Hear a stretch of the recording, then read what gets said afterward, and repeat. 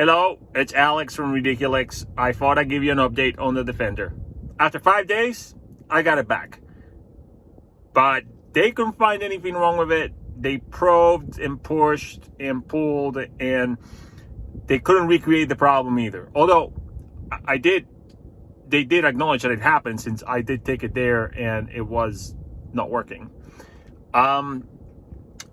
Yesterday when they told me they couldn't find it and they were going to return it, I sort of got upset and went there and asked them if I could do the test drive with the mechanics to see if I can recreate it. It was a hot day yesterday, which is what usually triggers it.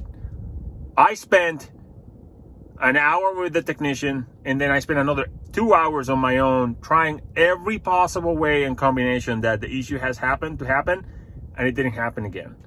Today, same deal. It's been hot today. It hasn't happened. Now, I have noticed that the idling on the car is better, and that the compressor clutch, when it engages, the engine revs are not falling as drastically as they were before.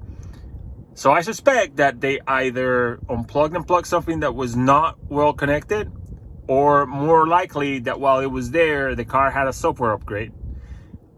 Because in where I live, there is no internet in the garage. I live in an apartment building, so there's no internet there, and the car cannot do software upgrades on its own.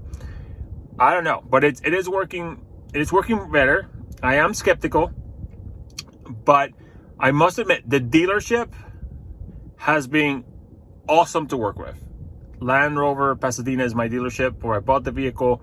They have done nothing but 5-star care, and they've been very understanding. They tried everything. They bend the rules to do certain things with me to make sure that I was that I was supported.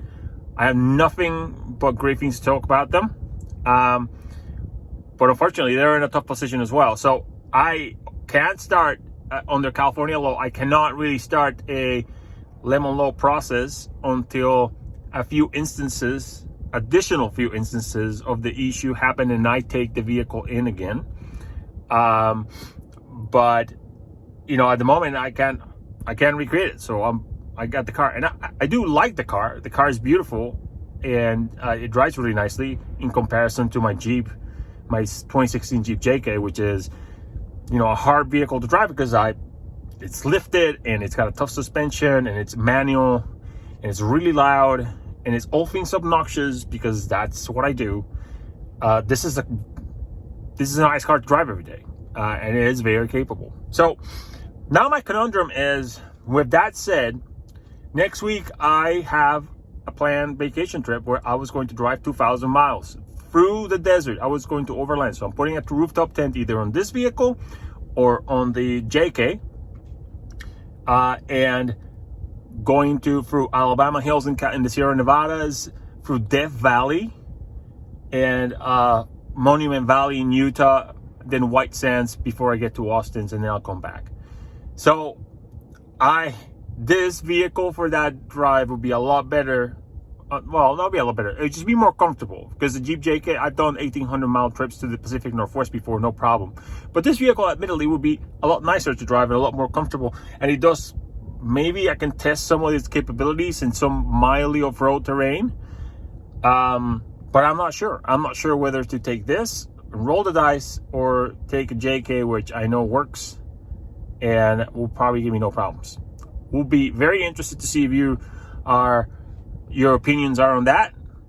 If you've done similar trips, and based on my troubles, what do you think? Because I'm truly torn. I am truly torn about what to do about that. If I go on the vehicle, if I go on either vehicle, I can document it and I can tell you how great it was or whatever. But if I go on this vehicle, I can tell you if there's any more issues or what have you. I don't know. I'm not trying to sway you one way or the other, because I really don't know what to do. But that's the update on the Defender 90. I'll probably do something else in a couple of weeks to see if the issue has either resolved itself permanently, or we're back in the saga with the dealership and maybe Land Rover corporate. Okay, so leave your comments below and subscribe so you can see when I update the video with what happened with the D90. Okay, thank you.